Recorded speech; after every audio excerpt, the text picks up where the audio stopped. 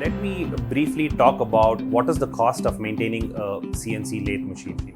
Typically speaking, your cost to maintain a CNC lathe falls into three buckets: your technician cost, your consumables, and the cost involved in repairs and spares.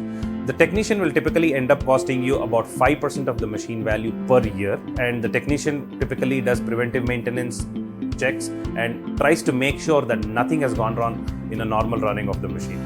Your consumables, which involves the cost which go into your cutting tools, your lubricants, your coolants, and the other consumables also involve making sure your electrical components are okay, like your power amplifiers and stabilizer.